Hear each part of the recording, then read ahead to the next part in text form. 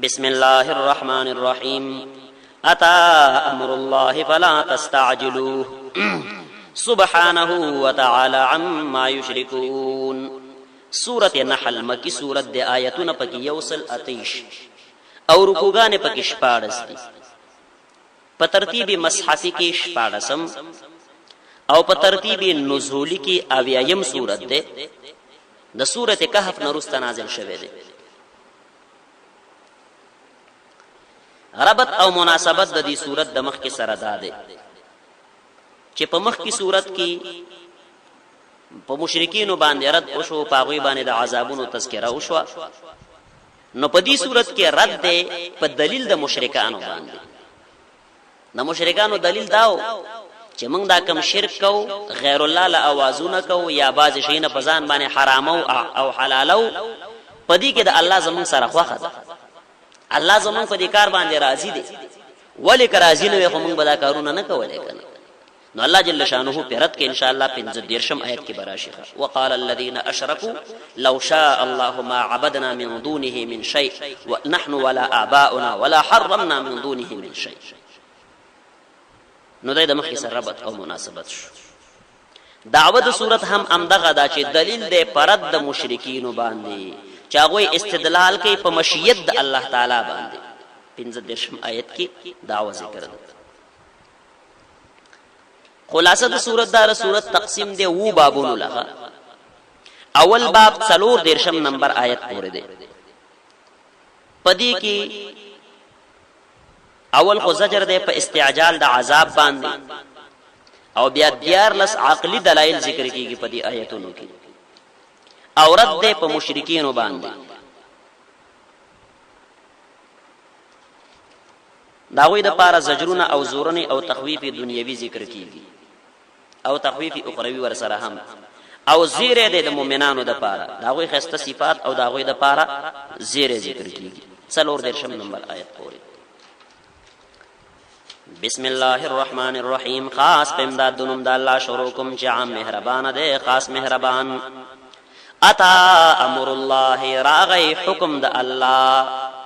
فلا تستعجلوه نو پتلوار سره مغواړی. امر الله د دینه مراد عذاب دی. امر الله نه مراد څه دی؟ عذاب. او عذاب نه مراد عذاب د قحط دی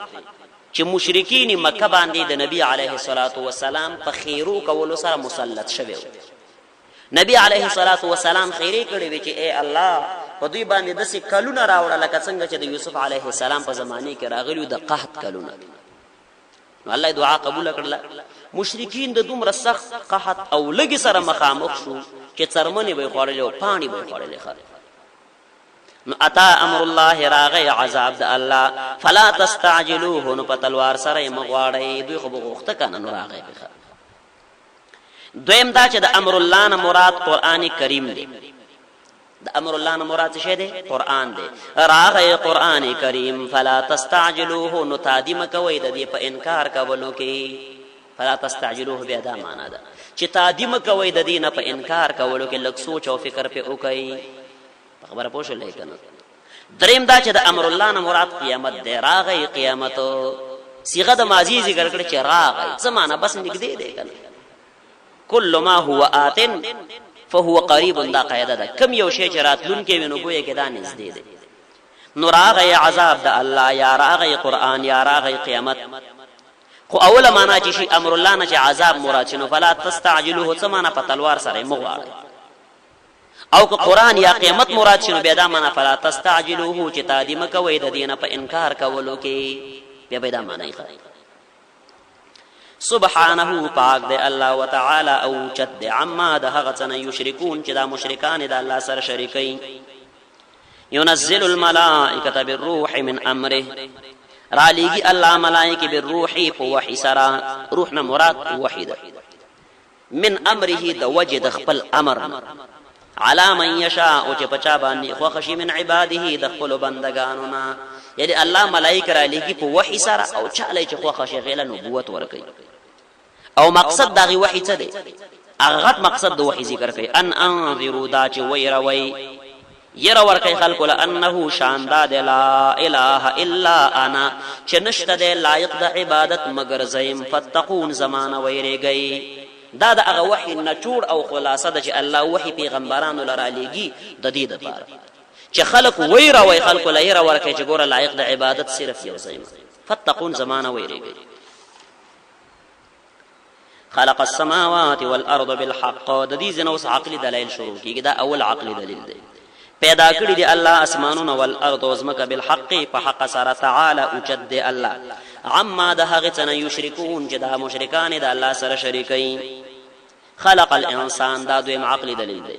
پیدا کړی دی الله انسان من نطفه د اوبونا نطفه د منی د څاڅکي نه فاذا هو نو په دغه وخت دا انسان خصیم مبین جګړه کوونکی وی ښکارا. الله وی دا انسان مې د اوبونه پیدا کړی د ماء مهین ذلیل او سپک اوبونه مې پیدا کړی دی. خپل تاریخ دی وګوري لګي او به دې څه کوي خصیم مبین دی به جګړه کوي د الله په قدرتونو کې. دا بیا وی چې قیامت نشته او دا بیا وی چې قران نه منمو الله نه منم. الله وی ته خپل حیثیت له وګوره چې شنه مې پیدا کړی او څومره غټي خبرې کې.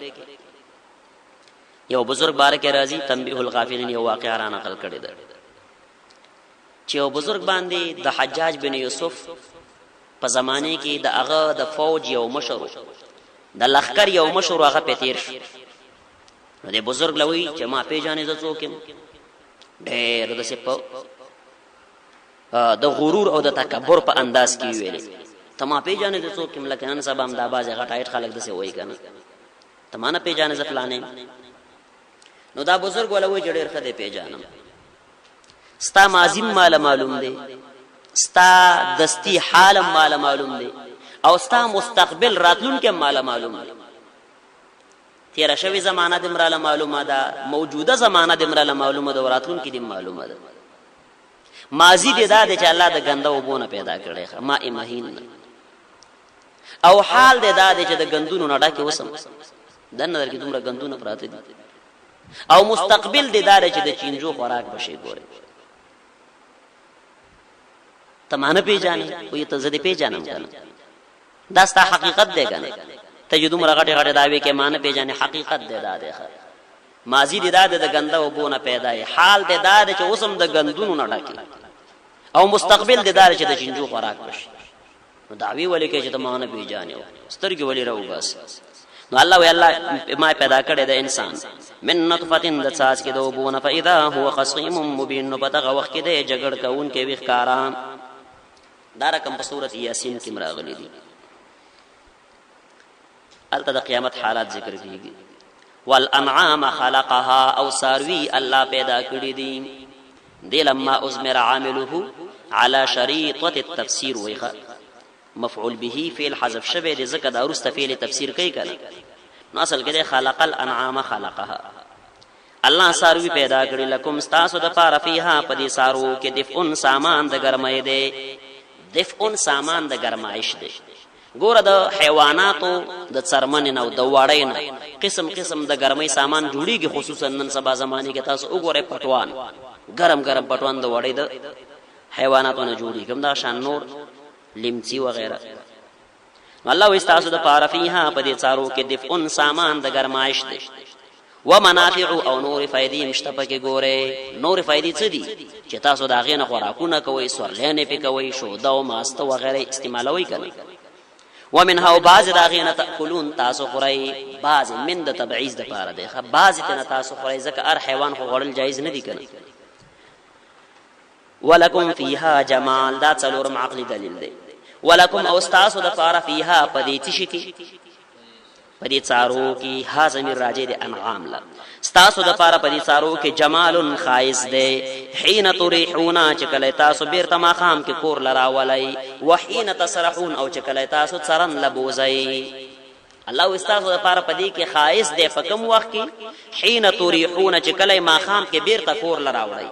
وحين تسرحون او چې کله څرن د پاره بوزای. زکه چې سړی غټه رمای نو خوشاليږي به کنه چې غټه رمای روانه کړي وړي یو بیرته راوړي نو خایس وي خوشاليږي. دینه معلومه شول چې جمال او زینت په جایز طریقې سره دا جایز دی. چې جایز وي د شرع نه خلاف نه اسراف پکې نه نو جمال او زینت خو جایز دی کوه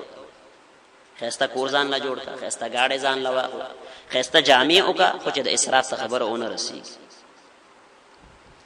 به ګور دلته توریحون مخکې کړي دي توریحون کور لا بیرته واپسی مخکې ذکر کړي حالانکه اول قوتلی کنه د کور نه کور لا بیرته ماخام کې راځي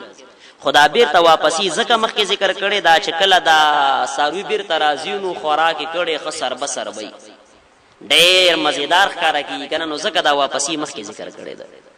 خبره پوښول یو سبي کو چې د کور نزینو لګوږي شي وی کنه نو د ډېر خسته نه ښکارا کی او چې ماخام کې بیرته راځي نو خوراکونه کړي خطر او تازه نو زکه دا واپسی مخکې ذکر کړي دا په دې حکمت پوښولای وتحمل اثقالکم دا پنځم عقل دلیل دی وتحمل او پورتکی دا غساروی تحمل فعل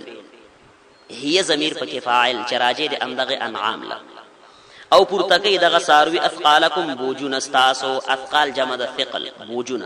الی بلد اغخارون لم تکونوا بالغیه چې تاسو ورته نشئ رسیدل الا بشق الانفس مگر په تکلیف د نفس سرا الله استاسو دا بوجونه د سي زینو لوړي چې تاسو ورته نشئ رسیدل الا بشق الانفس مگر په تکلیف د نفس سره یعنی تاسو چې ولته تشو ورځي ام په تاسو باندې به تکلیف وي او دغه مالونه چې دا تاسو له بوجونه وړي غټ غټ بوجونه خلک په دې باندې وړي کنه په دې مال باندې په اوخانو باندې او په خرونو باندې او په کچرو باندې او په اسونو باندې الله استاسو بوجونه وړي د یو ځای نه بل ځای لوی لوی کاروبارونه خلک په دې باندې کوي ان ربکم بیشک رب استاسو لرؤوف الرحیم خاما خان نرمی کونکه مهربان دے والخیل والبغال لا شپغم عقل دلیل دے والخیل والله پیدا کړی دی اسونا خلق الخیل والبغال او کچر والحمیر او خرونا بغال دا جمع د بغل دا د بغلون دا او حمیر جمع د حمار دا نو الله پیدا کړی دی اسونا والبغال او کچر والحمیر او خرونا لترکبوها وزینه دو فیدی الله ذکر کوي څه د پارم پیدا کړل لترکبوها د دې د پار جتا سو سوري گئی په دې باندې او بل فیدا وزینتن او زینت دې ډول هم دی دو فیدی د دې شی نو ذکر کړی د اسونو د کچرو او د خورونو دو فیدی یو سورلی او بل زینت خوراک ذکر نه کړه زکه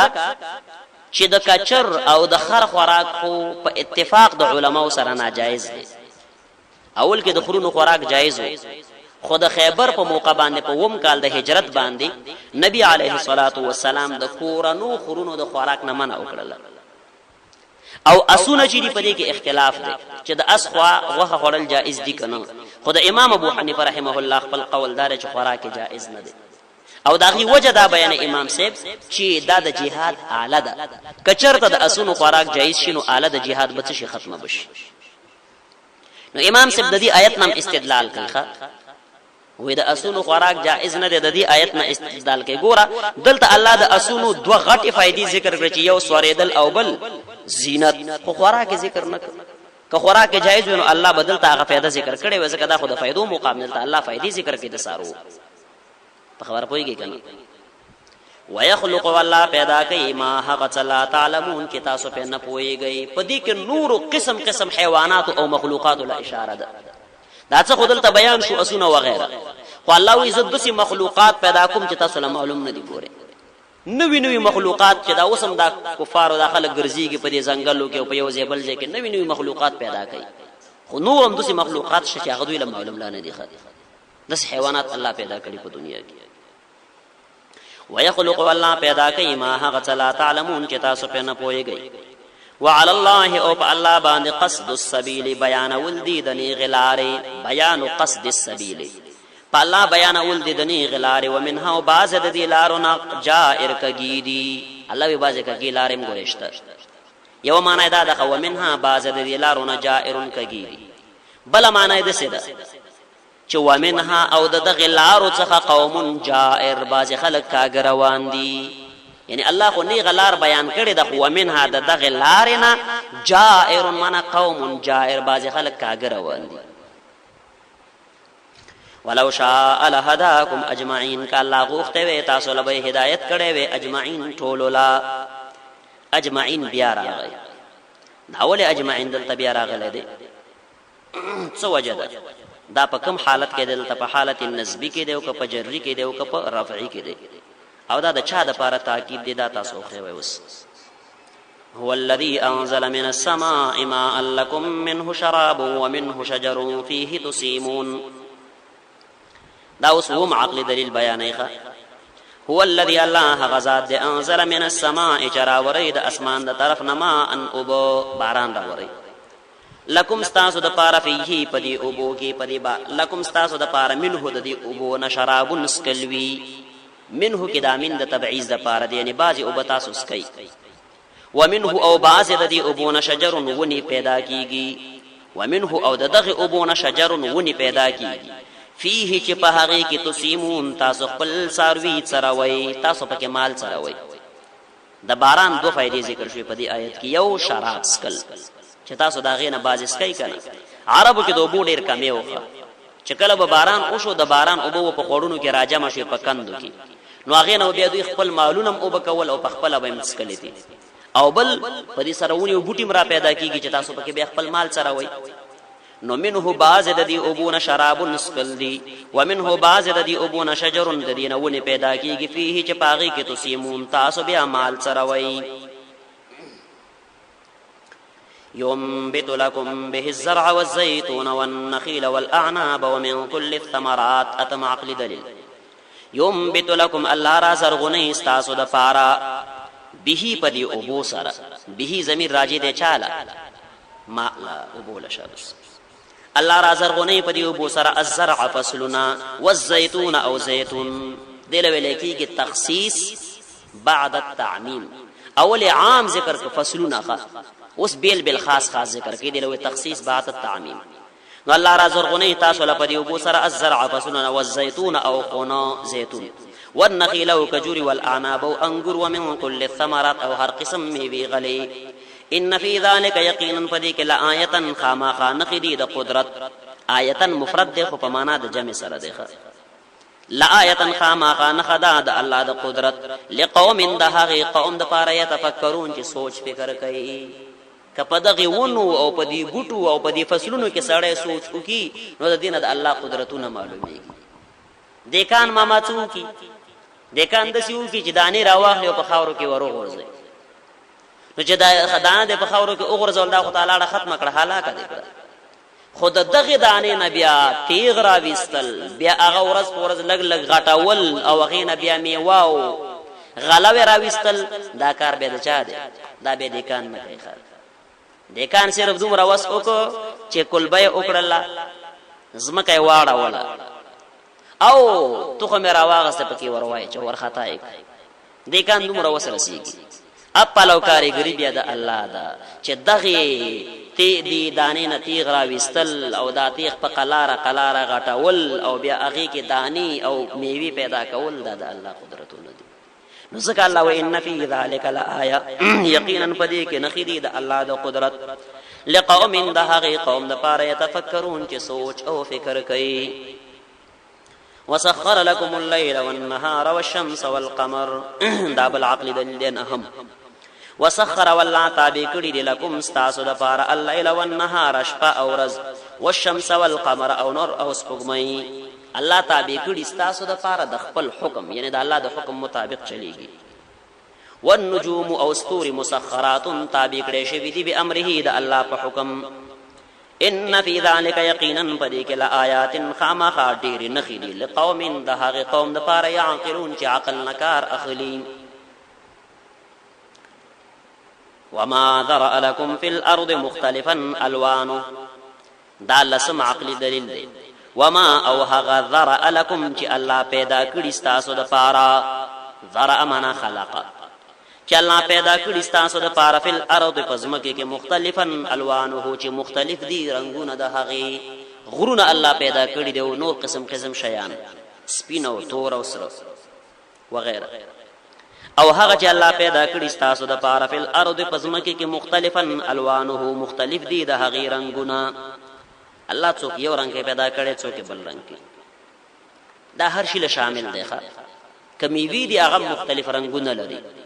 د ځمکې برخې چې وګورې دا مختلف رنګونه لري، که غرونه وګورې دا مختلف رنګونه لري، همدغه شان که حیوانات او انسانان وګورې دي کې مختلف رنګونه والا شته کنه. نو هغه چې الله پیدا کړي ستاسو د پاره په ځمکه کې مختلف دي رنګونه د هغې. ان فی ذلک یقینا پدې کې لآیة خامخا نقدي د الله د قدرت لقوم یذکرون د هاي قوم د پاره چې نصیحت قبلې.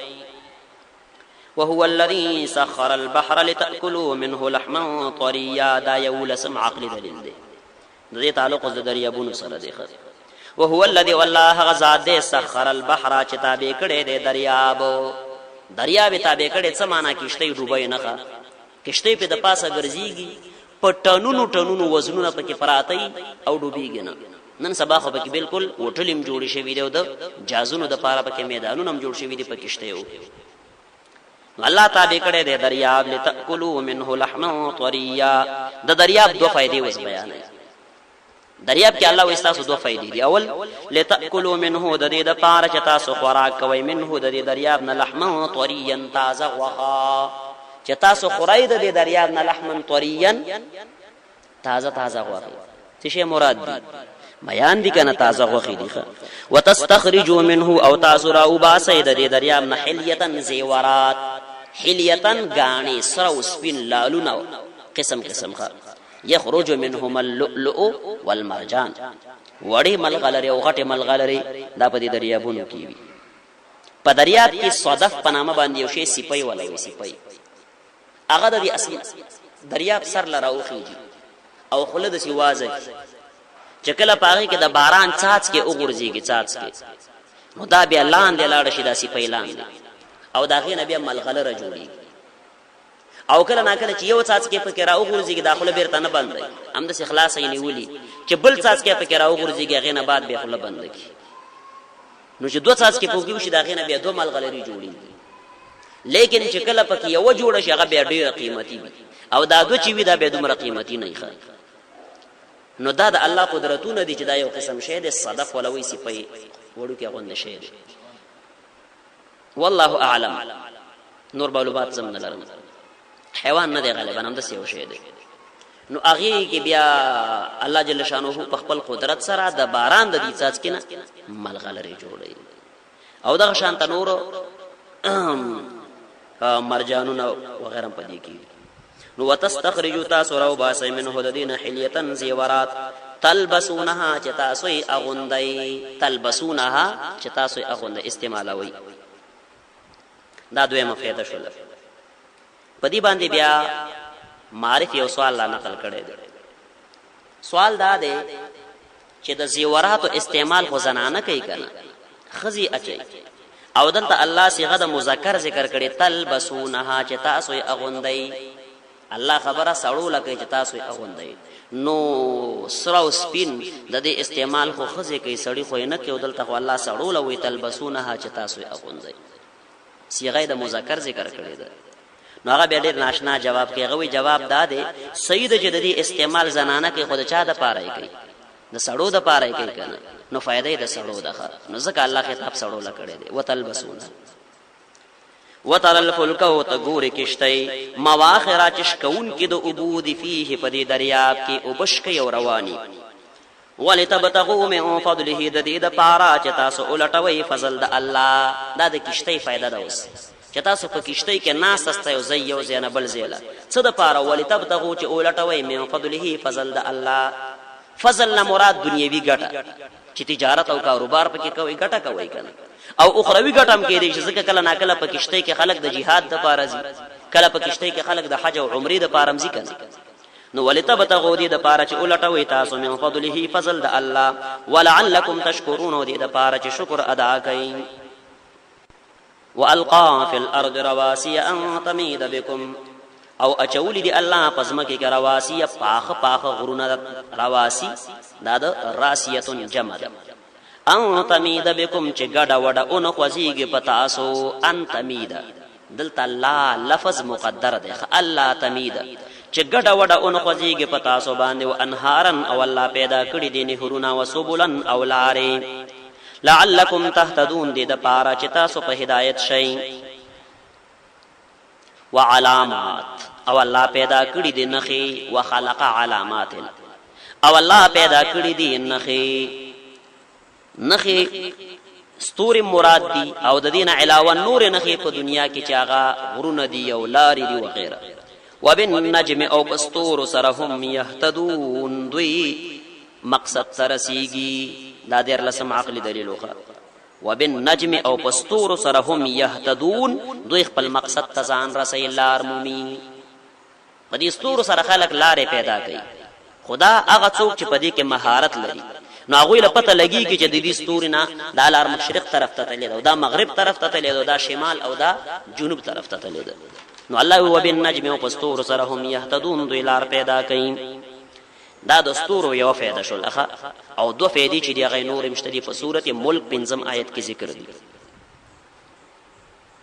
يخلق كما لا يخلق افلا تذكرون دې کې رد په مشرکین باندې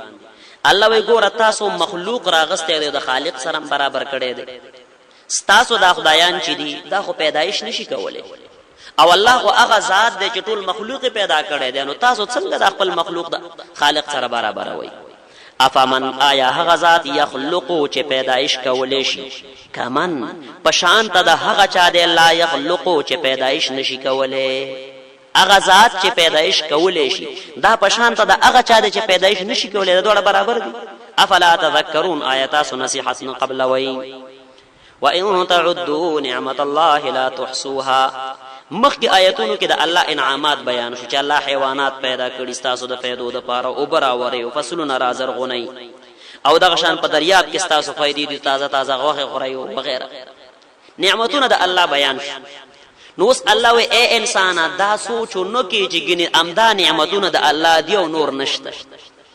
امدا نه دی الله و دومره نعمتونه می پتا سو باندې کړي دي کشمارل شروع کوي سر لبه اون رسوي صرف امدا نه دي وَإِن تَعُدُّوا نِعْمَةَ اللَّهِ كَتَاسُ شمار شروع کړي د الله د نعمتونو لا تحصوها نصر لین شهر سولې ان الله لغفور رحیم بشک الله خما خبخن کې مهربان دی والله يعلم ما تسرون وما تعلنون او الله پویږي ما په هغه څه تسرون چې تاسو پټوي وما هغه څه تعلنون چې تاسو ښکارا کوي علم کل د الله والذين يدعون من دون الله لا يخلقون شيئا وهم يخلقون مخ كتير شو افمن يخلق كما لا يخلق نوس الله په دوی باندې رد کوي چې د دوی دا کوم معبودان باطله چې د مشرکان دوی یو شیم نشي پیدا کولای بلکې دوی په خپل پیدا کړي شوی مخلوق دی بل شي خو نشي پیدا کولای بلکې الله وی دوی په خپل ما پیدا کړي دا په خپل مخلوق دی زکه د مشرکین خدایان یا خود غټو نه جوړ دي د تیګو نه جوړ شوی دي او یا د نور لرګو و غیره نه جوړ کړي ټول د الله مخلوق دی کنه او یا د مشرکین خدایان قبرونه دي او ستوري و غیره د ټول د الله مخلوقات دي نو الله وی دوی پیدایش نشي کولای خالق معبود خو هغه ذات فکر دی چې هغه پیدایش کولای شي او د دوی خدایان پیدایش نشي کولای والذين ها كسان يدعون من دون الله چرابلد الله نه بغیر لا يخلقون شيئا نشي پیدا کولای هیڅ یو شی وهم يخلقون او حال دا دی چې دوی پیدا کړي شي دي اموات مړدي غیر احیاء ندي ژوندۍ د دوی دا خدایان چې دي الله ودا خو مړدي ژوندۍ ندي ښه دینه معلومه شولا چې کم خلق د اولیاء او بزرګانو عبادتونه کوي دام په شرک کې داخل دي آیت کې ګوردا مراد دي او دینه دا معلومه شو چې اولیاء بزرگان مړ دي ښه د دنیا ژوند نشته دی ها حیات برزخی چې ولوي هغه شته دی خو لیکن هغه خود د دنیا ژوند نه دی وما يشعرون او دوی نه پويږي ايان يبعثون چې کله به دوی راپورته کیږي دی غریبانو لدا معلومات نشته چې الله به د قبر نه منکل راو باسي ښه بعض خلک وی په قران کریم کې چې کم د شرک رد راغلي دی نو دین هغه خلق مراد دي چې د بوتانو عبادت کوي د اولیاء او د بزرګانو عبادت چې کوي دا نه دي مراد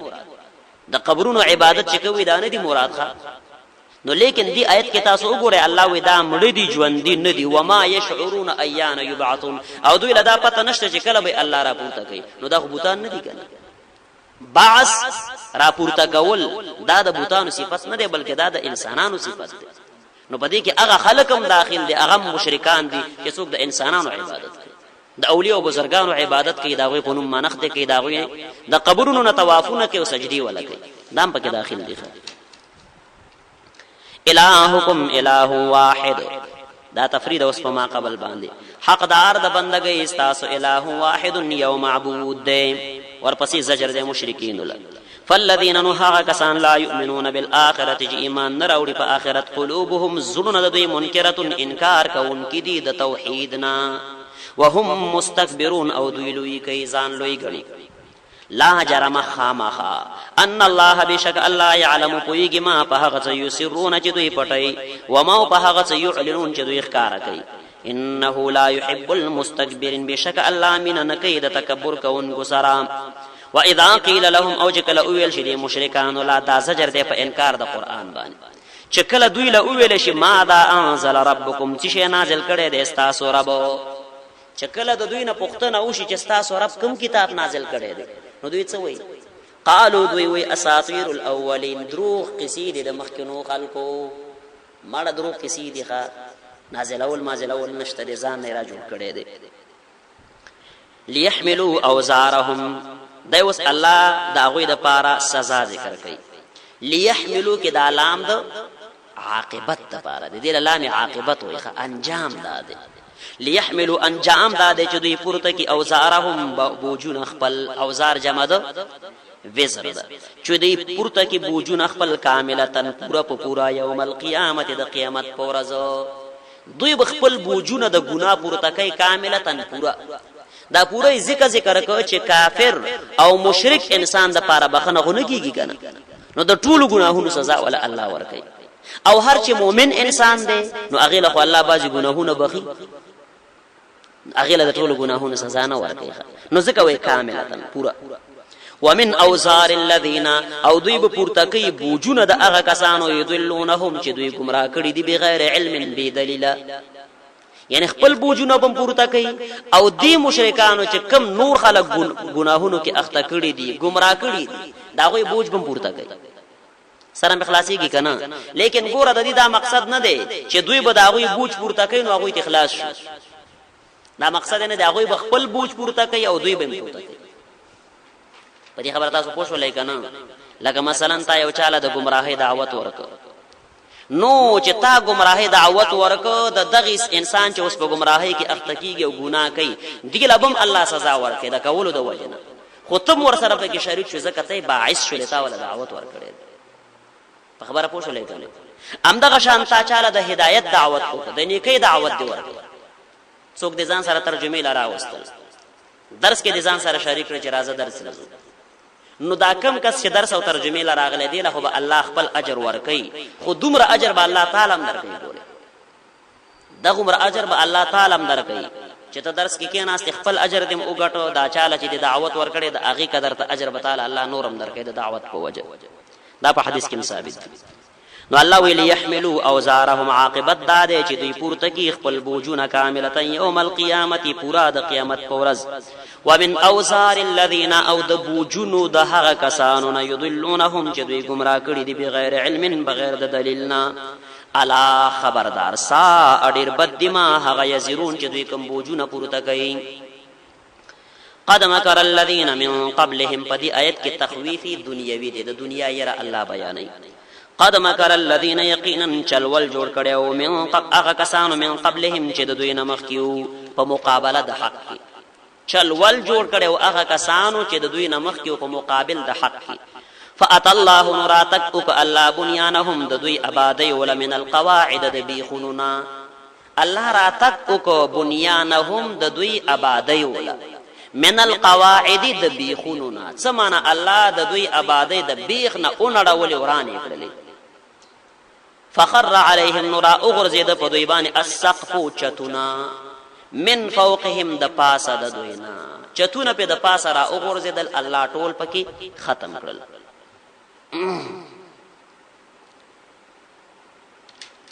ځینې علما بیا وایي چې دا اشاره د نمرود او د هغې د ملګرو، نمرود او د هغې مرګړي هغوی له الله دغه سزا ورکړې وه چې چتونه د کوټو پې را وغورځېدل. او ځینې علما بیا وایي چې دا اسې یو مثال دی، دا اسه الله یو مثال فرض کړی دی چې ګوره لکه وسړی د آبادی جوړه کړی ده، آبادی جوړه کړی ده، خو مضبوط بنیادونه مولوالي دي، خو الله جل شانه د دې د بنیادونه راونړی راوي خورځي او چتونه په د پاسه راوځي. نو دغه شان دا کوم کفار چې د حق په مقابل کې مکرونه کوي، چلونه کوي، نو گویا کې دویم د حق په مقابله کې بنگلې جوړې کړې دي، خو الله جل شانه د دوی د مکرونه د دوی د چلونه ټول ختم کی تسنسی کی بیکار ای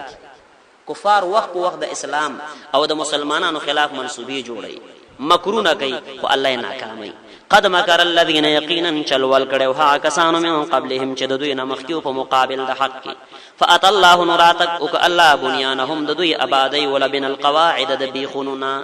د بنیادوننا، فخر عليهم نرا اغرزید په دوی باندې السقف چتون من فوقهم د پاس طرفنا، واتاهم العذاب وراغی په دوی باندې عذاب من حيث لا يشعرون په داسې حال کې چې دوی په داسې طریقې سره چې دوی نه پوهیدل. ثم يوم القيامه يخزيهم، دا خو د دنیا عذاب شو چې دنیا کې په الله عذاب راوړ هلاک کړ، اوس د قیامت سزا وره. ثم يوم القيامه بیا په ورځ د قیامت يخزيهم الله به او شرمای، د قیامت ورځ بم الله شرمون کې عذاب ورکړي. ويقول او الله به فرمای اين شرکای چرته دي زما شریکان، الله به دي مشرکان ولوي زما شریکان چرته دي، تاسو چې زما سره په دنیا کې شریکان نیولیو او لایق د عبادت هم غنل، تاسو ول چې دا مشکل کشا او حاجت روا دي، هغه چرته دي؟ اوس اين شرکای چرته دي زما شریکان تاسو په ګمان کې، الذين هغه کسان کنتم تشاقون چې تاسو به جګړې کولې فيهم د دوی په باره کې، تاسو به د موحدینو سره جنگونه کول فيهم د دوی په باره کې. او معنا دا ده دویمه معنا دا ده کنتم تشاقون چې تاسو به چاودلې فيهم د دوی په باره کې، تاسو به پړک چاودلې غصیبم کولې چې چا به شرک رد کو بدی به بیان ولا تاسو به سره لانجی کولې. قال الذين ابوا هغه کسان اوتل العلم چې ورکړې شوی د علم د توحید، کم کسانو لچ علم ورکړې شوی د هغه به وې د قیامت ورځ، ان الخزي اليوم بشک شرمندگی نن ورځ، والسوء او عذاب على الكافرين په کافرانو باندې ده، نن ورځ رسوي او شرمندگی د کفارو د پاره ده. الذين دا کفار هغه کسان دي تتوفاهم الملائکه، دی کی ذکر کیږي تخویف د حالت برزخ، چې کله ملائکه د دوی نه سا اخلي نو دوی به د خپل شرک نه انکار کوي چې مونږ خو شرک نو کړي، خو لیکن الله جل شانه ورلوي چې تاسو شرک کړي د جهنم له داخل شي. الذين ها کسان تتوفاهم الملائکه چې ملائکه ته نسا اخلي ظالمی انفسهم، په داسې حال کې چې دوی ظلم کړي په خپل ځانونو باندې، ظالمی انفسهم. الذين ها کسان تتوفاهم الملائکه چې ساترنا اخلی ملائک، ظالمی انفسهم په داسې حال کې چې ظلم کوونکي په خپل ځانونو باندې، یعنی ظلم کړي کفر او شرک. فالقوا السلام، نو دوی به پیش کې دروغ خبره، دوی به پیش کې څه دروغ او د جوړ خبره. ما كنا نعمل چې نو کړي من عمل من سوء د بدای، دوی بداوي چې من خو عمل نو کړي من سوء د بدای، یعنی هغه د خپل شرک نه بچشي منکر بشي منکر.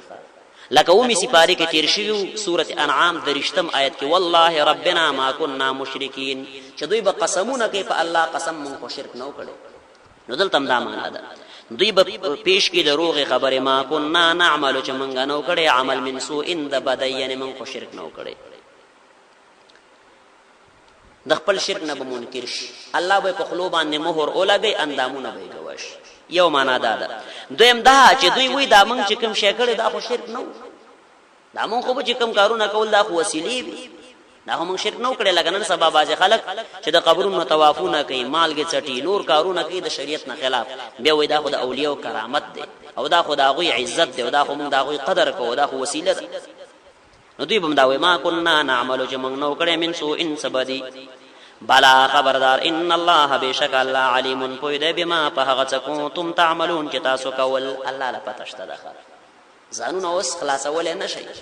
چې موږ بولا دروغ وي او ځان مخلاص، الله لا پته ده کنه.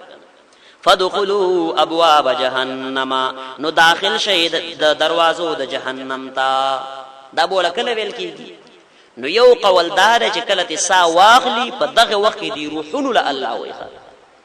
دی روحونو له الله وای چې داخل شي دروازو د جهنم لخالدین فیها، همیشه باستې پاغي کی.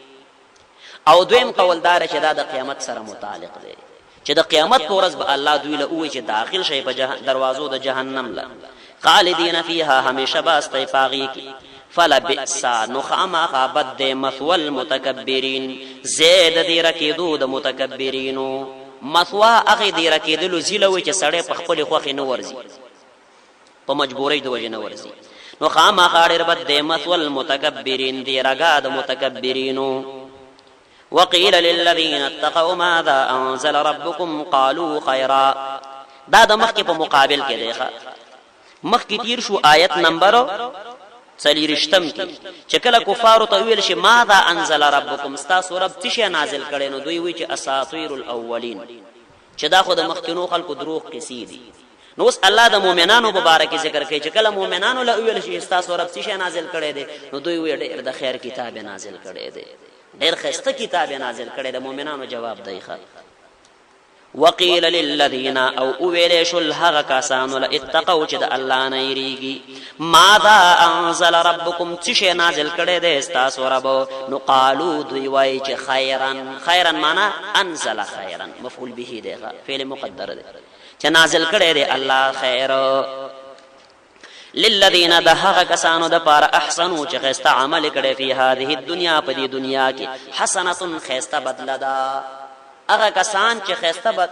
عمل په دې دنیا کې کړي دي د دوی د پاره حسنه خسته بدله ده، جنت ده. ولدار الاخرته وخامخ کور د اخرت خیر ډیر غوړه ده. ولنعم دار المتقین وخامخ ډیر خسته ده کور د متقینانو. کور د متقینانو کوم یو ده؟ جنات عدن ده بدل ده. کور د متقینانو سره جنات عدن، جنتون د همیشګری دي. يدخلونها چې دوی بداخليږي اغیلا، تجری چې بېږي بمن تحتها الانهار، داخلان دي نهرونه. لهم د دوی د پاره فيها په دې جنت کې ما هغه څه دي یشاؤون چې دوی غواړي، چې کوم شی دوی غواړي هغه ملاويږي. جنت بیا د مزو او د ارمانونو پورا کولو ځای دی. په دنیا کې د انسان ارمانونو او خواهشات نه پوره کیږي، نیمګړی به د دې دنیا نه سي. او جنت کې بیا اللهم د دې جنت یانو د پاره فيها په دې جنت کې ما هغه څه دي یشاؤون چې دوی غواړي. کذالک یجزی الله المتقین، دغه شان الله بدل ورکوي متقیانو لا. الذين تتوفاهم الملائکه طیبین. داوس په مقابل د هغه آیت کې د مخ کې تیر شو الذين تتوفاهم الملائکه ظالمي انفسهم، اتیشتم آیت کې هغه د کفارو بیان او دا اوس د مؤمنانو بیان دي. الذين دا متقین هغه کسان دي تتوفاهم الملائکه چې ملائکه ته نسا اخلي، طیبین په داسې حال کې چې د پاک نفس والا دي. طیبین چې پاک دي، عقیده پاک ده د کفر او د شرک نه. یقولون وای دا ملائکه، دا ملائکه چې کله سات ناخلی نو زیره ولا ورکی خڅ ولا وای سلام علیکم، سلام دی پتا سو ادخلوا الجنه، داخل شي جنت لا. چاله وای دی روحونو لوي خچ روح جنا واخلی دی روح لوي چې سلامتی دی پتا باندې ورسه د خیره جنت، روح جنت لذيقه. ادخلوا الجنه، داخل شي جنت لبما په سبب د دې کو تم تعملون چې تاسو بکول، دا تاسو د اعمالو نتیجه او بدله. هل ينظرون الا ان تاتيهم الملائکه. دام زجر دے مشرکین ولا الله وی دا مشرکان د دې انتظار کوي چې ملائک د مرګ ولا راشي یا په عذاب راشي، ایمان نه راوړي، ایمان نه راوړي، حق لغاړه نګدي، بس په دې انتظار کې دي چې د مرګ ملائک راشي او ساتي واخلي او یا په د الله عذاب راشي، د بل شي انتظار دوی نه کوي. خبره پوي کنه ایمان نه راوړي په هغه وخت کې به راوړي چې ملائک د مرګ وګوري او یا عذاب وګوري، بیا په دې وخت کې چې جوړيږي چې آمنتو،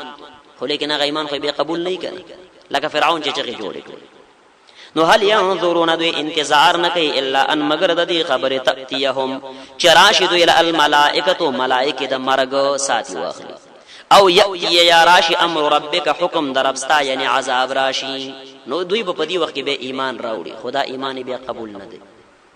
کذالک فعل الذین دغشان کار کړو هغه کسانو من قبلهم چې د دوی نه مخکیو وما ظلمهم الله الله ظلم نه دی کړی په دوی باندې ولکن كانوا انفسهم یظلمون لیکن دی دوی په خپل ځانونو باندې ظلم کوي فاصابهم نور سید دوی لسیئات ما عملوا ناکار عذابون د خپل اعمالو دوی له اورسیدل سیئات ما ناکار سزاګان د هغه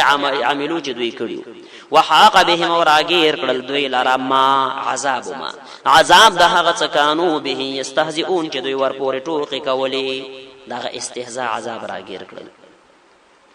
وقال الذين اشركوا لو شاء الله ما عبدنا من دونه من شيء دی زینا دویم باب د سورت تر 40 نمبر آیت پورې پدې کې دعوت سورت ده دلیل د مشرکان چې مشرکان وایي مونږ چې دا کوم شرک او الله زمون سره پدې باندې راضي دي ولیک الله راضي نه وي خو مونږ به نه پرې خو د شرک لګنه دوی استدلال کوي په مشیت کونیه د الله تعالی باندې نو الله په رد کوي الله وی ما ټول پیغمبران را لېږلي د توحید د پاره د شرک د رد د پاره نو که زه په شرک باندې راضي نو پیغمبران مې به ولې را لېږلي او بیا تسلی د نبی علیه الصلاة والسلام له بیا زجر دی په انکار د قیامت باندې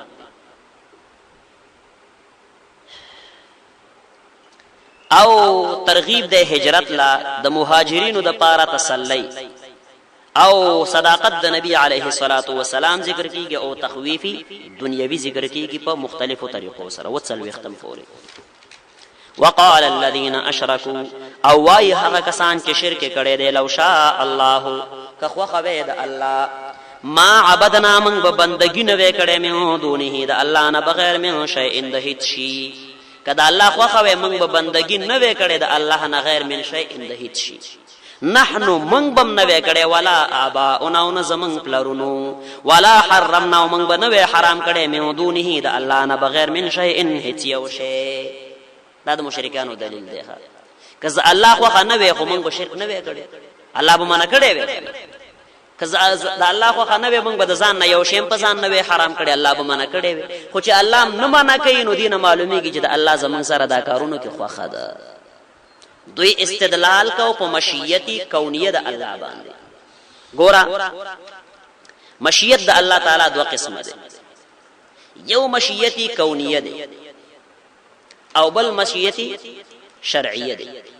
مشیتی کونیه ده معنی چې پاګه کې د انسان هیڅ اختیار نه ښه چې پاګه کې د انسان هیڅ اختیار پاتې نشي لکه انسان الله جل شانه مثلا رون پیدا کی کونی پیدا کی شاله پیدا کی بل یو عیب پکې نو کدی باندې څوک سوال کوي چې دا ولې دسي نو دا اوس حواله د الله د مشیت ورکول شي بس الله خو خو دا د الله د مشیت حواله ورکول شي بس الله څه پیدا کړم د الله خو خو خبره پويږي کنه او بل مشیت شرعیه ده مشیت شرعیه دا معنی چې الله کوم احکامات په انسانانو باندې فرض کړی دي نو په دې کې یو قسم اختیار دی انسان لم ور کړی دی مونږ الله فرض کړی خو تعالی اختیار در کړی دی کنه کې کنه کې روزه الله فرض کړی خو تاسو سره خو اختیار شته کنه چې وینه نیسی نو په دې کارونو کې توس حواله په مشیت نشي ور کولای ته دا نشي ویل چې بس والله د الله د څخه خوونه خبره پوي کنه وسړی د روزه خوري تو ورلوي چې ولې ورچو بس د الله خو خبر سینو په دې کې واستف مشیت با د الله باندې حواله نشي ورکول په تقدیر حواله نشي ورکول چې والله الله مال په تقدیر کې د غسیل کړي دي خبره پويږي کنه نو دوی به دغه مشیت کې حواله ورکول چې الله جل شانه خو شرک حرام کړي دي نو دوی به حواله ورکول د مشیت د الله تعالی چې بس د الله مشیت او خو دغه سیدنو حالانکه ما تاسو لول چې په دغه وخت کې د مشیت حواله نشي ورکول ځکه دلته الله انسان له قسم اختیار ورکړي الله د مشیت او د تقدیر حواله به هغه وخت ورکه چې انسان له اختیار نه لکه انسان روند او شل پیدا شوی هغه وسویل شي د الله خو لیکن ته چې عبادت نه کوي په دې کې الله تعالی اختیار درکړي دي نو دلته اوس نشي ویل چې مشیت د الله ده خبره پويږي کنه ها یو ځای کې به ویل شي هغه دا چې اوسړي نه ګناه وشو او د دې ګناه نه توبه وېستله خفه دی او بیا یو کس را پاتېږي یو قسم پیغور ولا ورکه چې تا دا ګناه ولې کړی و نو دا اوس دی وخت ویل شي بزاد الله خو دا ځکه چې ته توبه وستې ده کنه خبره پويږي کنه خو چې کله د توبه وستله الله ولا معافي کړي دا او بیا مې یو کسره پاتېږي ولله په غورونه ورګش دا کار دی ولې کړو نو دا اوس په دې وخت کې د الله د مشیت حواله ورکول شي چې بس الله تقدیر کې مال لیکلی سره اخلاص وکنه اول سره نه نشي ویل چې ګناه کې او ته چې بس الله تقدیر کې مال لیکلی چې زه بشرا اس کم اغلا بکوم د تقدیر حواله نشي ورکولې ها خو چې کله د نه ګناه وشوا توبه دی وېستا پیمانه شي اوس چې تعالی څوک را یدین بیا د الله د تقدیر حواله ورکول شي یو حدیث کې راځي یو ورځ موسی علیه السلام او آدم علیه السلام سره الله یو ذکر دا غو روحونه الله یو ذکر نو دی موسی علیه السلام په نیوکه وکړه په آدم علیه السلام باندې جګوره الله پتا څومره نعمتونه کړیو او نتیجه دا شول چې تا خطا وکړه او ټول خلک د جنت نه راکوس کړه په کډاونو کې دی اخته کړ استاد الله صدا کارو نو آدم علیه السلام ورله جګوره دا خو په تقدیر کې الله مال لیکلی و د تورات دراله غلو نه مخ کې الله دا لیکلی چې زبدا کار کوم په تقدیر کې لیکلی نو ګور آدم علیه السلام حواله د تقدیر ورکړه خدا حواله کله ورکړه چې آدم علیه السلام نه کار شوه او توبه وستلې او اخ پیمان او اوس د تقدیر حواله ورکول شي کنه سره به خبر خلاصيږي کنه او یو دا رجته په ګناه کې لګي او تعالی سو کوی چې دا ګناه ولې کوي چې الله مال تقدیر کې لیکلی دی وخت د تقدیر حواله نشي ورکول ځکه تعالی یو قسم مشیت الله درکړي دی اختیار درکړي بهر حال نو دوی بداوي ښه وقال الذين وایها کسان اشرکو چې شرک کړي د لو شاء الله قد الله خو خوي ما عبدنا من بندگی نه وکړي من دونه د الله نه بغیر من شيء ان دهت یو شي نحنو نه بمن کړي به ولا ابا او نظم لرونو ولا حرمنا من بنوي حرام کړي من دونه د الله نه بغیر من شيء ان شيء كذلك فعل الذين دغشان کار کړي کسانو من قبلهم چې دوی نه مخکیو یعنی دا رقم دلایل مخکینو مشرکانو هم پیش کړیو د خپل ځان لپاره فهل على الرسل نو نشته په پیغمبرانو باندې الا البلاغ المبين مگر رسول خارا تسلی د چې پیغمبر استا کار څه دی تبلیغ کول دی خلکو له دعوت ورکوا هدایت د الله په لاس کې دی څوک به یو رقم دلایل د ځان د لپاره بیان څوک بل رقم بیانای خو بس تخپل کار جاری ساتي ولقد بعثنا في كل امه الرسول دا اوس الله جل شانه دغه مشرکانو له جواب ورکړي چې دوی بویل زمون په شرک باندې الله راضي دي نو الله وی ګوره ما چې څومره پیغمبران دنیا لره لګلی دي ټول میرا لګلی دي د شرک د رد لپاره هر پیغمبر دا خبره کړي ان اعبد الله واجتنبوا الطاغوت چې د یو الله بندګي وکړي د غیر الله د بندګۍ نه ځان وساتي نو کچرته الله ستاسو په شرک باندې راضي دي دا یو لک څلیرش زره زیاتو کم پیغمبران الله به ول را لګل نو ده جواب دی ولقد بعثنا یقینا من را لګلو فی کل امه فهر امت کې رسولا پیغمبر د دې د پاره ان اعبد الله چې بندگی خاص کوي الله له وجدنب الطاغوت او ځان اوساتای د بندگی د غیر الله نه فمنهم من هدى الله ومنهم من حقت عليه الضلاله خو الله وی خبره ده سدا چې هر زمانه کې چا خبره منل او شاینه ده منل پیغمبران الله را لګلو خو بچا د پیغمبر خبره منل ده د هدایت والا دی څو گمراه شي نو بس نن سبا زمانه کې بعضی دغه گمراهان وي فمنهم نباز داغوین من هغه څوک هدا الله چې الله ولا هدایت وکړو ومنهم باز داغوین من هغه څوک حقت عليه الضلاله چې په خشبه دا په هغه باندې گمراهي فسيروا في الارض نو وګرځيږي پسمکه کې فانظروا وګورئ دا تخویف دنیوي دی الله وی وګرځيږي پسمکه کې فانظروا نو وګورئ کیف کان څنګه شو عاقبت المكذبين انجام د تکذیب کوونکو چا چې د پیغمبرانو تکذیب کړو دا غوي انجام څه شو قوم د لوط عليه السلام وګورئ قوم د هود عليه السلام قوم د صالح عليه السلام او نور پیغمبران تاسو وګورئ کنه حالات معلوم کړئ ان تحرص على هداهم فان الله لا يهدي من يضل دی آیت کې تسلی د نبی عليه الصلاه والسلام لا اے پیغمبر کته ارڅومره حرس کې چې داخلك په ایمان کې داخل شي د نبی عليه السلام حرس داوخه خو الله وی ما چې چاله هدایت په قسمت کې لیکل نه ده ته هغه له هدایت نشي کولای خپل کار جاری ساته خو هدایت ستا په لاس کې نه ده ان تحرس کتحرس کې علی هداهم دوی په هدایت چې دوی په هدایت شي فان الله لا يهدي بشک الله هدایت نه کوي من هغه چاله یذل چې گمراهی کی و ما لهم نشتد دوی د پاره من ناصرین څوک امدادیان واقسموا بالله جهد ايمانهم پدی آیت کې زجر ده په انکار د قیامت باندې مشرکین وای چې دوباره ژوند نشته دی دوی بویل اذا كنا عظاما ورفاتا ائنا لفي خلق جديد، آیا کله چې مونږه اډو کې شو زری زری شو بیا به مونږ الله را پیدا کړ. دا خبره د دوی د عقل نه ډیره لري و. دوی بویل چې دا څنګه کېدی شي؟ نو دوی به کلک قسمونه کول چې دوباره ژوند نشته، الله ورشته دی. واقسموا بالله، دوی قسمونه کوي په الله باندې جهد ايمانهم، پاخ قسمونه خپل. پوخ قسم د مشرکین داو چې دا الله په نوم به قسم وکړي، ځکه دوی خو عام قسمونه د خپل بوتانو په نامه باندې کول، خدا به دوی کلک قسم وو، پوخ قسم به دا چې د الله په نوم به قسم وکړي. لیکن نن سبا زمونږ د زمانه باز جاهلان د الله په نوم باندې قسم نه یریږي، خو چې د بابا په نوم باندې د غیر الله په نوم باندې قسم کوي هغه کلک قسم ښکارا کوي. نو دوی قسمونه کوي په الله باندې جهد ايمانهم، کلک قسمونه خپل. څه وی؟ لا يبعث الله، چې الله بن را پورته کوي من هغه څوک يموت چې مرشي. الله نه را پورته کوي من هغه څوک يموت،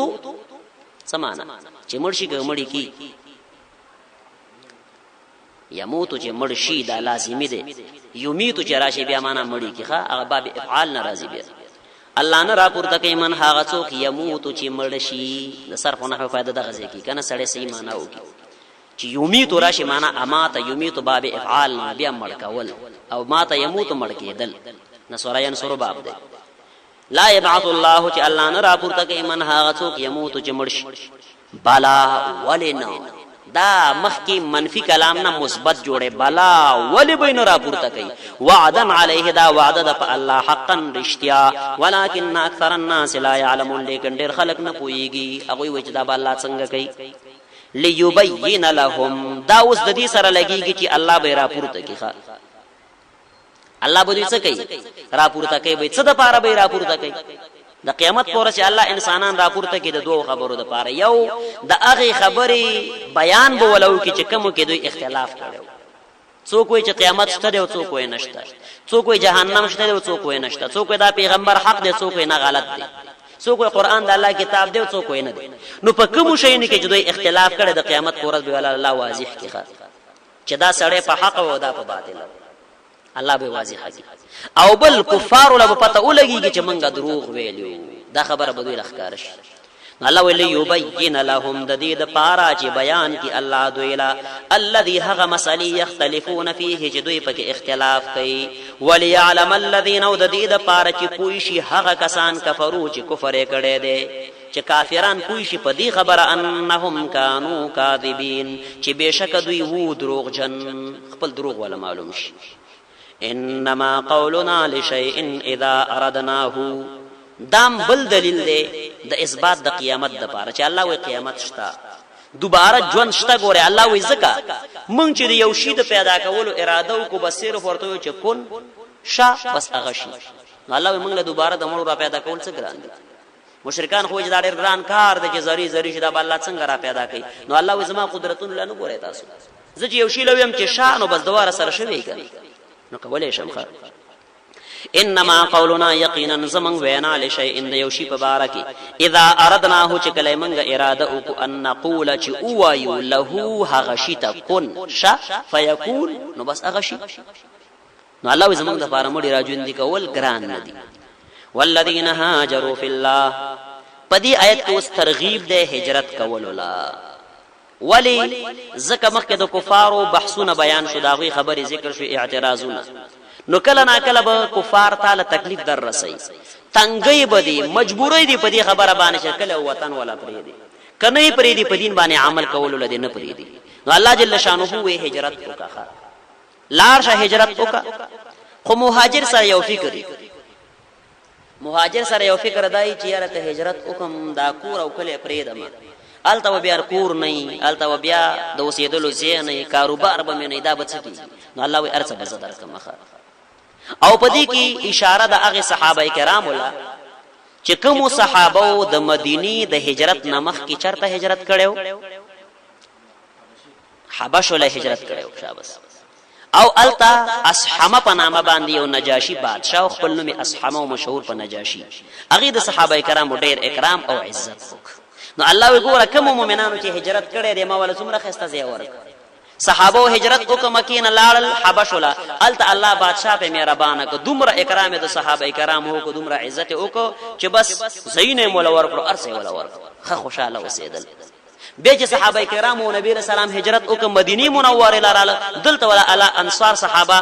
مین کړه په انصار صحابه ول خپل باغونه ورکړه خپل کورونه ولا ورکړه ارسه ورسره شریک کړه الله وڅوک چې هجرت وکي پرشتیا باندې د خپل دین لپاره الله وسره نصرت کوي زمونږ د افغانستان خلکو هجرت وکړه پاکستان او یو ځای بل ځای لاړل الله جل شانه ولا التخسته د اوسیدانو زینو ورکړه خسته کورونه ولا الله ورکړه تجارت او کاروبار مزدک چا پک یو کسب زدک چا پک بل کسب زدک څوک علما شو څوک پک حافظان او قاریان شو نو دنیوي اخروی دوار نعمتونه الله ورکړه والذین وها کسان هاجروا چې هجرت وکړه په الله د الله د دین لپاره من بعد ما رست د دین ظلمو چې په دوی ظلم وکړې شو خلکو په ظلم کو لنبوي انهم نخاما خال او من بدوی لزی ورکو په دنیا په دنیا کې حسنتا مزیدار ډېر خسته زی ورکول ولا اجر الاخرته او ثواب د اخرت اکبر د خاما خالوې دی الله وې دسه نو چې دنیا کې ولا خسته زین ورکړو بس ثواب اخلاص شونه نه د اخرت ثواب خوشته دی کنه دا خو د دنیا دی ولا اجر الاخرته خاما خا ثواب د اخرت اکبر اخو ډېر څه دی لوی دی لو كانوا يعلمون کدوې پوي دی لو كانوا يعلمون کی اشاره د هغه خلکو لته هجرت نه کوي الله وی کش کې دوی پوي دل نه به هجرتونه کړي وي الذين دا هغه کسان دي د مهاجرین صبروا چې صبر کړي دي په هجرت کې دوه خبرې ضروری ګوره دوا صفات پزان کې پیدا کول پکار دی بیا به هجرت کې اول صبر سید چتا اول کور پرې دی کله پرې دی یو څه کړهونه خو در باندې راضی کنه دواره به حیرانی کنه چرته وسواړو چې شو وکم نو یو څه نه څه تکلیفونه به در باندې راضی صبر وکړه او دویم اعتماد او باور به پچای په الله بزان سپاره چې بس زم الله بر له کور مراکه الله به کاروبار مراکه نو الذين داها کسان دي صبروا چې صبر کړي او علی ربهم او خاص په خپل ربانی توکلون ځان سپاری دا دو صفاتونه مهاجر د پاره ضروری دي وما ارسلنا من قبلك بدي آیت کې صداقت د نبی علیه الصلاة والسلام د رښتونواله وما ارسلنا من قبلك ومن ندی لګلستان مخ الا رجالا مگر سړی او د سوال جواب هم دی سوالدار چې پیغمبر ته خوڅي ته خو ساړې ته خو بشری او پیغمبر خو بشر نه ان هغه ملائکه نو الله جواب کوي وما ارسلنا من قبلك ومن ندر لګلستان مخ الا رجالا مگر سړی نو وحي الیهم چې موږ به وحي کوله اغویلا فاسالو اهل الذکر نو پختنا اوکاد علماؤنا فاسالو الله وی پختنا اوکاد علماؤنا اهل الذکر مراد علماء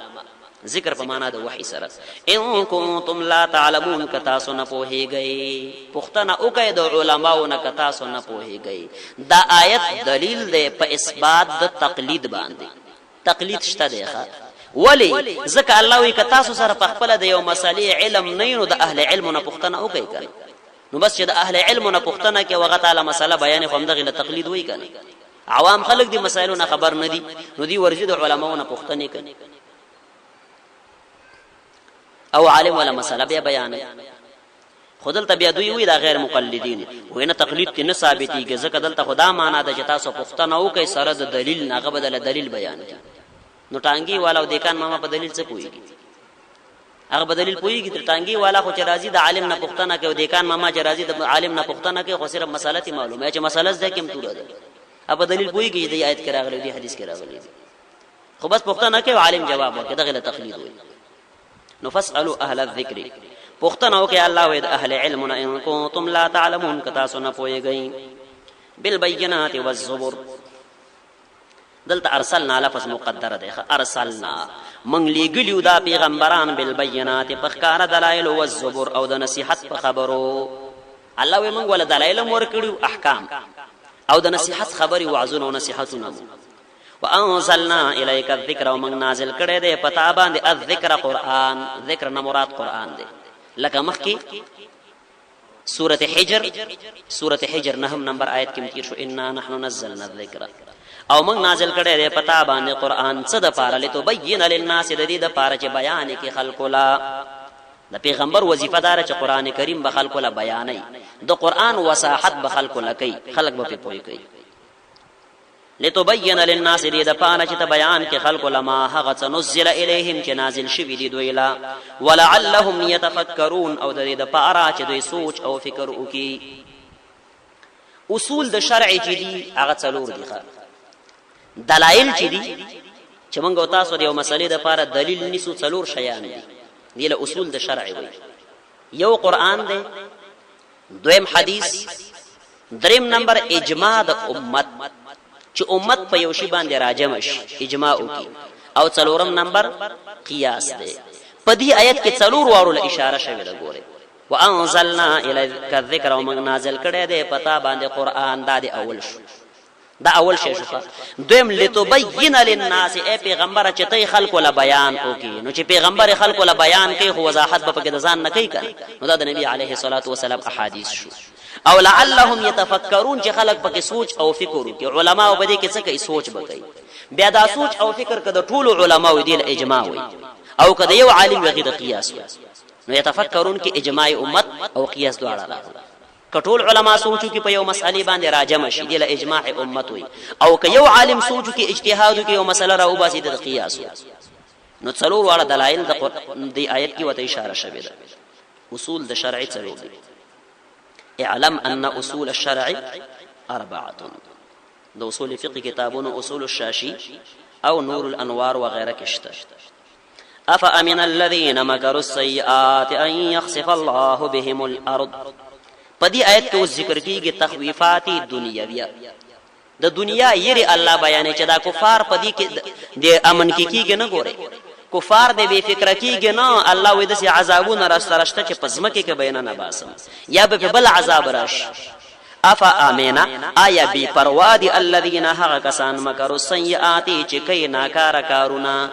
دوی بی پروا دي ان د دې خبره نه يخسف الله بهم، چې الله به دوی نه نباسي الارض پزمکه کې. افا امنا معنا آیا بی پروا دي هغه کسان مکروا السیئات چې ناکاره کارونه کوي. دوی بی پروا دي د دې خبره نه ان يخسف الله بهم، چې الله به دوی ډوب کې نه نبي باسي پزمکه کې.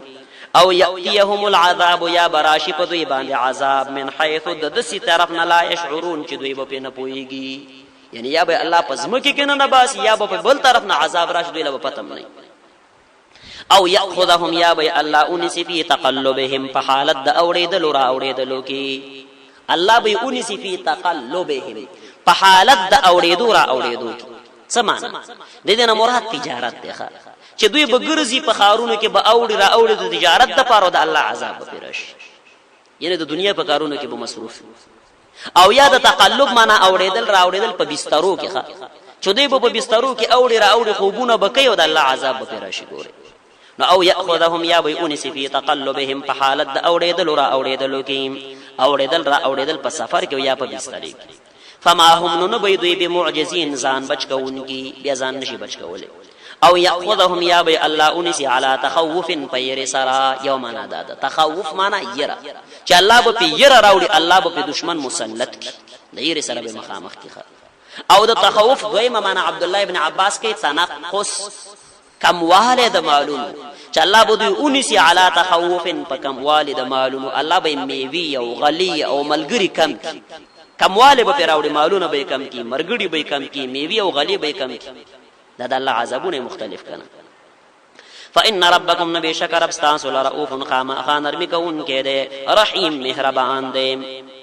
اولم يروا الى ما خلق الله من شيء يتفيأ ظلاله عن اليمين والشمائل. دیزینا څلور شپږ نمبر آیت پورې دریم باب ده. په دې آیت کې ذکر کیږي دلایل عقلیه د الله جل شانه د یووالي، رد په مشرکین باندې، او دغه شان ترد په مشرکین بالملائکه باندې، کوم خلق چې ملائکه د الله لورګانی ګڼي. او د مشرکین په یو رسم باندې رد چې هغه به لورګانی سپکه ګڼلې. او بیا د یو سوال جواب دی، او صداقت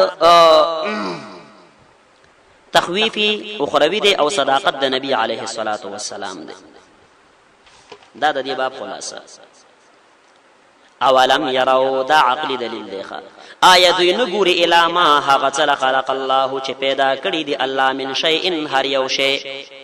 دوی نه ګوري هغه څه چې الله پیدا کړی دي من شیء هر یو شی یتفیأ چې ګرځي ظلاله سوري د هغې عن الیمین د ښي طرف نه والشمائل او د چپو طرفونو نه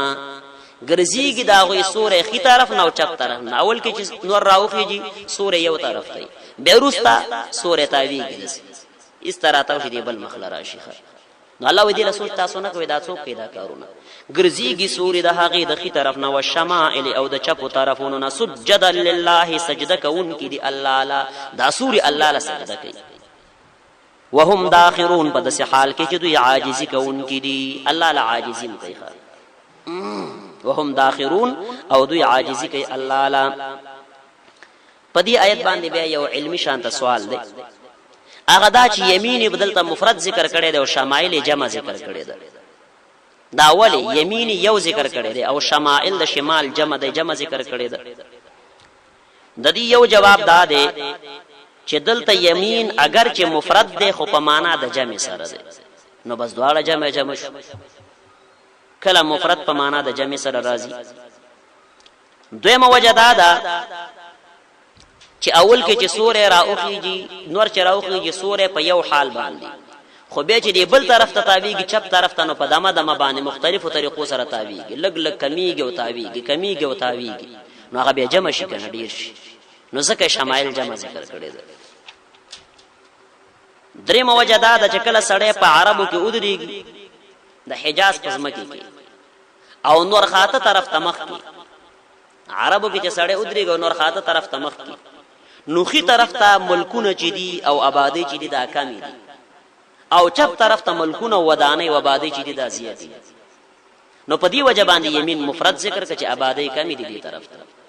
او شمائل جمع ذکر کړي ځکه چپ طرف ته آبادی زیات دي په عربو کې چودريږي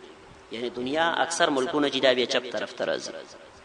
نو ځکه یمین مفرد او شمائل جمع ذکر کړي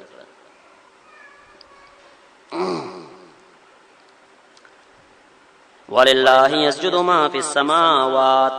دا بل عقل دلیل دی ولله او خاص الله لره يسجد سجدي کوي ما هغه في السماوات چې پس اسمانونو کې دي دا ما دلته د من په معنا سره دی خکله ناکله ما او من یو د بل په معنا استعماليږي او خاص الله لره سجدي کوي هغه څوک چې پس اسمانونو کې دي و ما في الارض او هغه څوک چې پس مکه کې دي من دابه هر قسم زنده سر والملائکه او ملائکه ټول حیوانات الله لره سجدي کوي خود ارچا سجده د هغه د شان مناسبي وهم لا يستكبرون او دوی لوی نه کوي دا هر یو شی د الله پاکي بیانې ګوره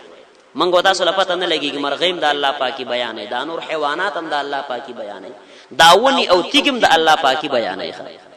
پنځلسمې سپاره کې ان شاء الله را روان دي سوره اسراء کې برش و ان من شيء الا يسبح بحمده ولكن لا تفقهون تسبيحهم الله وی یو شی زما پاکي بیانې خو تاسو په پويږئ نه د موسی عليه السلام په واقعاتو کې راځي معرفت یو ذکر اغستی دي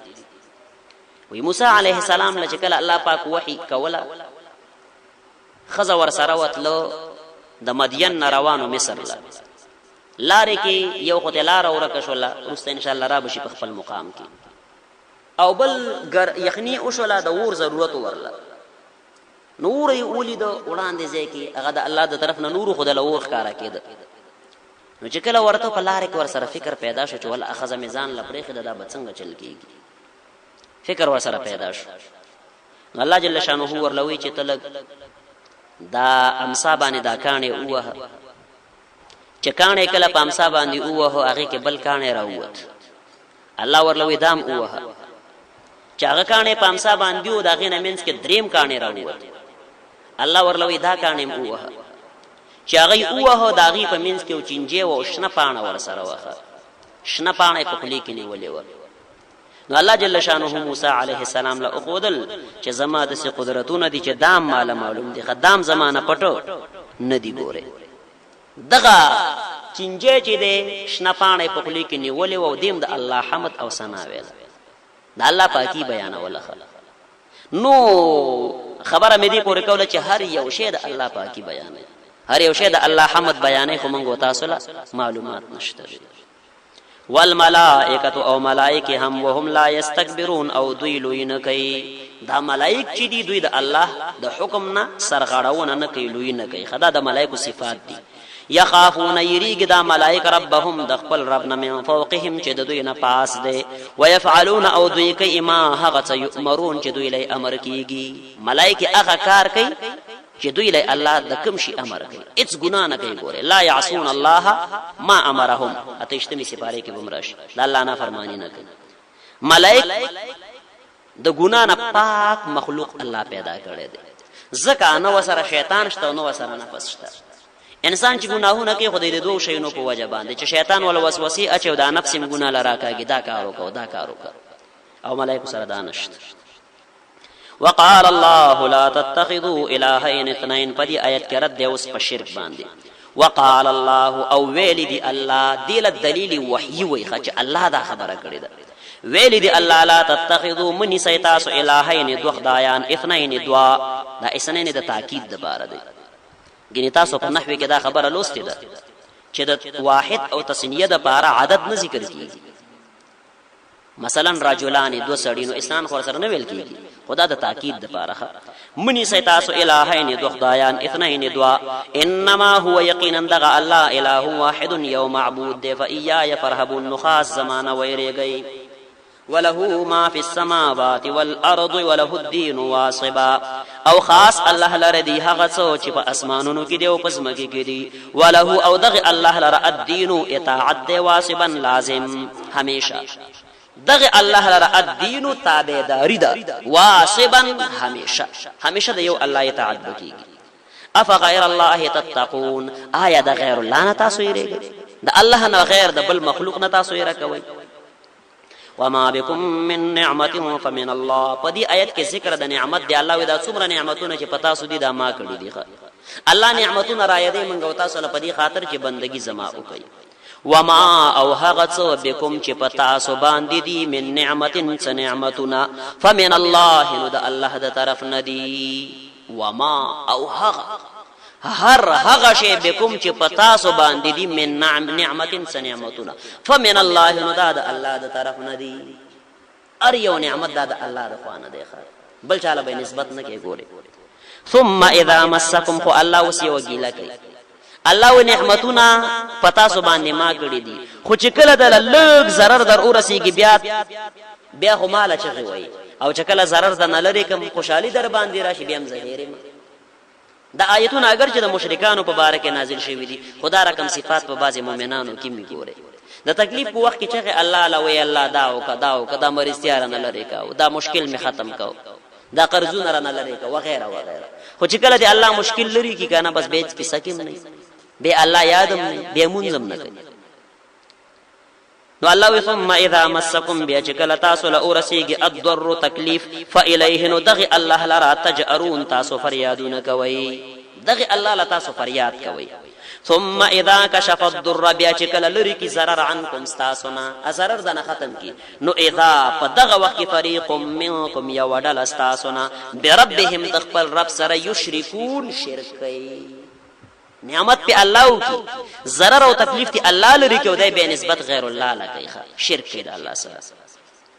ليكفروا نتیجه دا د لام عاقبت وي، انجام دا د یکفرو چې دوی ناشکری کوي بما د هغه نعمت آتیناهم چې موږ ورکړې ده. کفر دلته په معنا د ناشکرۍ سره ده، ځکه مخکې خبره ده نعمت وشو. ليكفروا نتیجه دا د چې دوی ناشکری کوي بما د هغه نعمت آتیناهم چې موږ ورکړې ده. فتمتعون فیدی واخلئ، الله بس سید زئی فیدی واخلئ، فسوف تعلمون زرده چې تاسو به پوه شئ. فیدی واخلئ دله تهدید او زور نه ورخه، لکه کله ناکله یو سړی د ته ولا خبره کوي چې لکه د سیمه کوي د سیمه کوي غي نه مانی ته ولې بس کوزه د ډېر غوسینه ول سړی وي کنه جزا کوي. نو الله فاتمتعوا بس فیدی واخلئ فسوف تعلمون زرده چې پوي بشئ. ويجعلون لما لا يعلمون نصيبا مما رزقناهم تالله لتسألن عما كنتم تفترون. پدی آیت کی رد په نظر د غیر الله باندې، هغه خلق باندې الله رد کوي چې څوک منخته د غیر الله په نام باندې کوي، د بل چا په نوم باندې منخته او نظرانی ور کوي، د فلانی بابا په نوم می منخته کړي ده، کدا کار می وشو دومره صدقه وکوم، او د فلانی بابا په نوم می منخته کړي کدا کار می وشو دومره خیرات وکوم. دغه نظر د غیر الله د بل چا په نوم باندې منښت کول دا شرک دی. ګوره منښت او نظر دا خو عبادت دی او لایق د عبادت خو یوازې الله دی کنه. ایاک نعبد مونږ څه یو ایاک نعبد دا معنا ده چې خاص تا عبادت کو د بل چا باندې کوو. نو ويجعلون او دوی مقرر کوي لما د هغه چا د پاره لا يعلمون چې هغه نه پويږي. دوی مقرر کوي د هغه چا د پاره چې هغه غریبانو سره سره علم نشته هغه سره پویم نه دی په قبرونو کې پراته دي مړه دي یا بوتان دي. نو دوی مقرر کوي د هغه چا د پاره لا يعلمون چې نه پويږي. چې شی مقرر کوي نصيبا برخه. دا نصيبا ولی منصوب دی. دوی مقرر کوي د هغه څه د پاره لا يعلمون چې نه پويږي نصيبا برخه. نه همدغه کې زما مقصد شته ولی څه دا نصيبا ولی منصوب دی.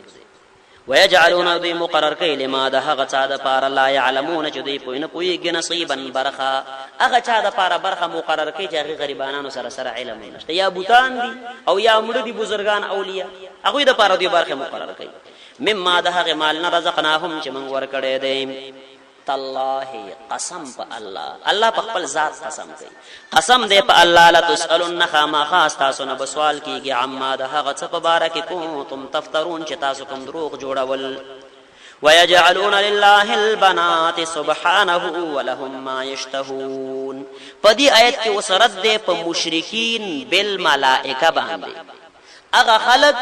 چې ملائکه د الله سره شریکان جوړ کړي دي مشرکین او عقیده دا و د مکه د مشرکانو چې دا ملائکه د الله لورګانی دي.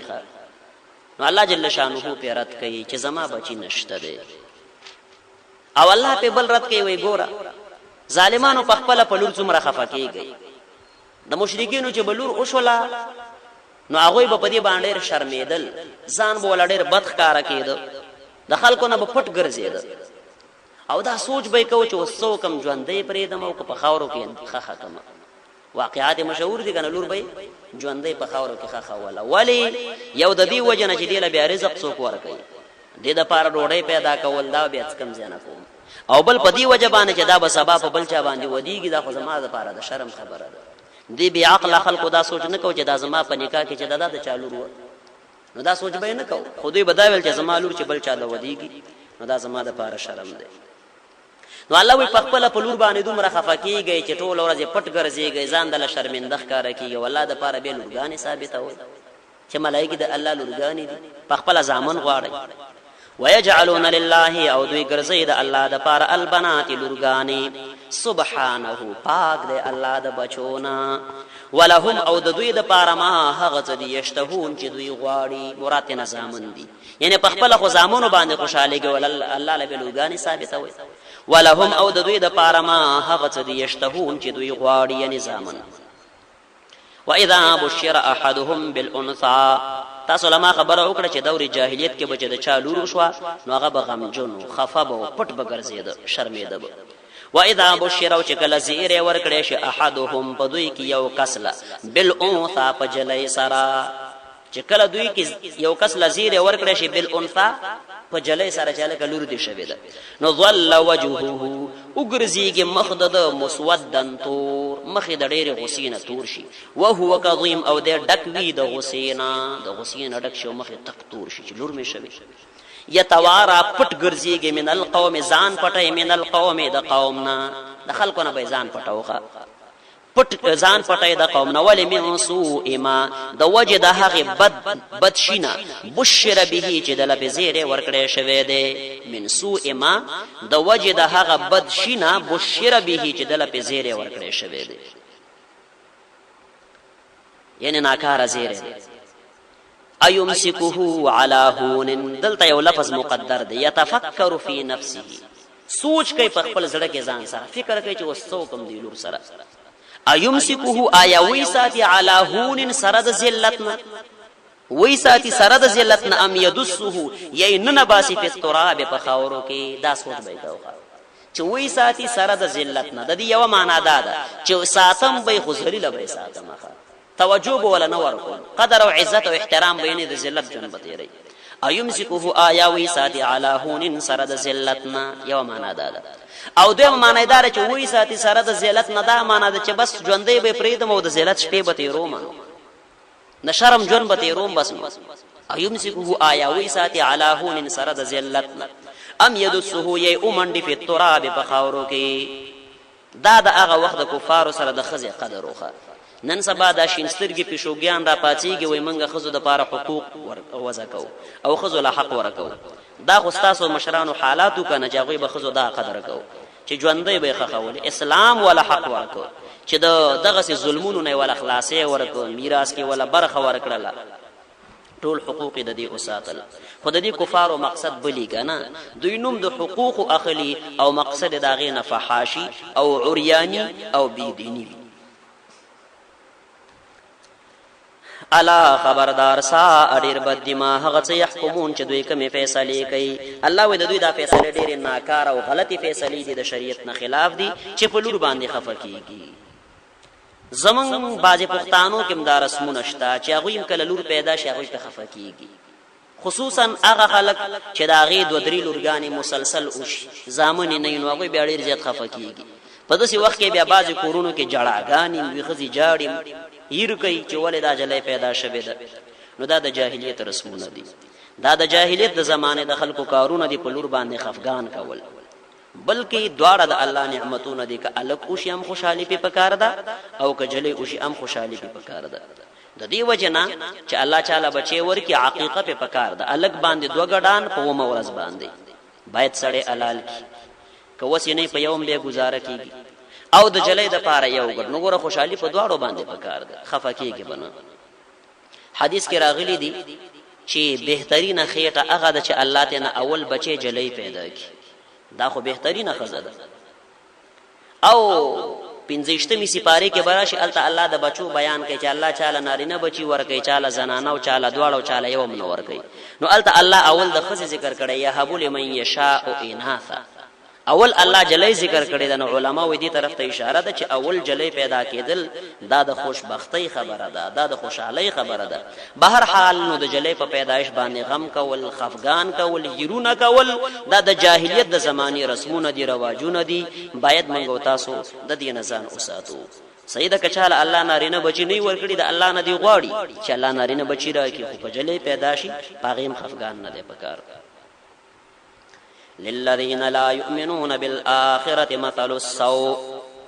للذین دا هغه کسانو د پاره لا یؤمنون بالآخرة چې ایمان نه لري په آخرت، مثل السوء ناکاره صفاتونه دي. الله وړر ناکاره صفاتونه دي، شرک کوي، کفر کوي، د نعمتونو نسبت غیر الله لکه ژوندۍ لورګانې خخي وغيرها. ولله المثل الاعلى، او د الله د پاره د صفات اوچت، د الله د پاره خسته صفات دي. صفات د الله په دوه قسم دي، یو ثبوتی چې الله خالق دی، مالک دی، رازق دی وغيرها، او بل صفات سلبیه دي، هغه صفات چې د الله د شان سره مناسب نه دي. په الله باندې مرګ ناراضي، په الله باندې خوب ناراضي، د الله بچی نشتا، د الله خزانه نشتا وغيرها. نو د الله د پاره خسته صفاتونه دي الاعلى اوچت. وهو العزيز الحكيم، دا الله زور ورده حکمتونو والا عدم.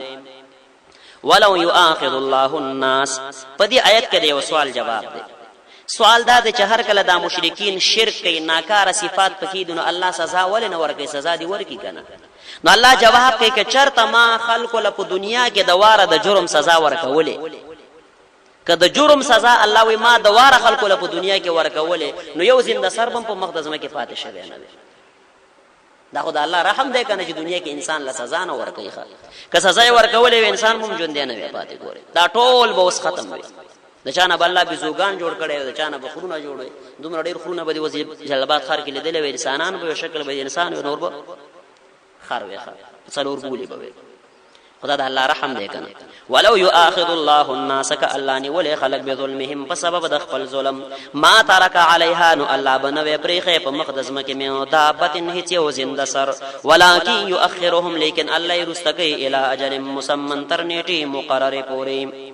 فاذا جاء اجلهم، چکل راشي نیټه د دوی، لا يستاخرون ساعه، نشرستکیدل یو ساعت، ولا يستقدمون، او نمخ کیږي. په دې باندې سوال او جوابونه مخ کې شوي.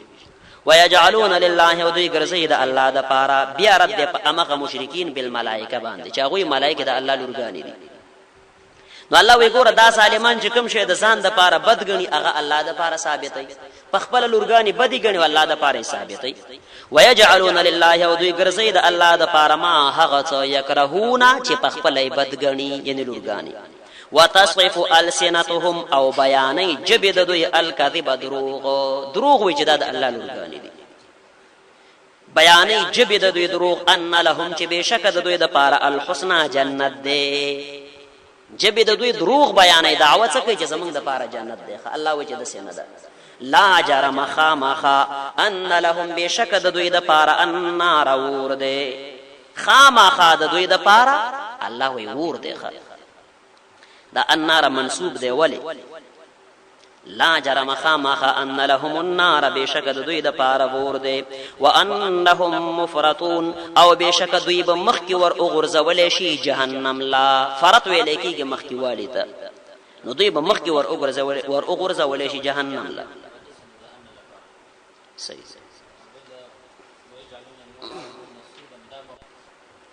ولقد ارسل تالله لقد ارسلنا الى من قبلك تالله قسم دے په الله لقد ارسلنا یقینا من را لګلو الى نور امتون لپیغمبران ارسلنا رسلا مفعول مطلق حذف دی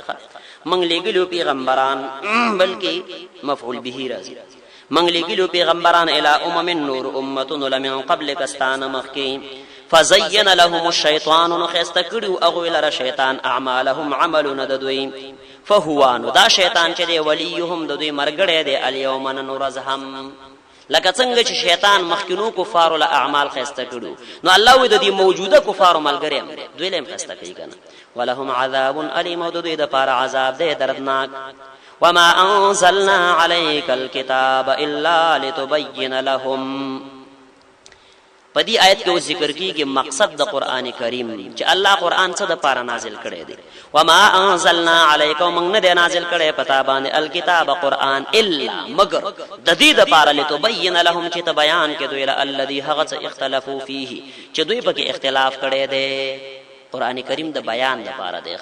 صرف لفظي تلاوت کول د پاره نه دی ګوره وهدن او هدایت دی ورحمتن او رحمت دی لقوم ده قوم د پاره یؤمنون چې ایمان راوړي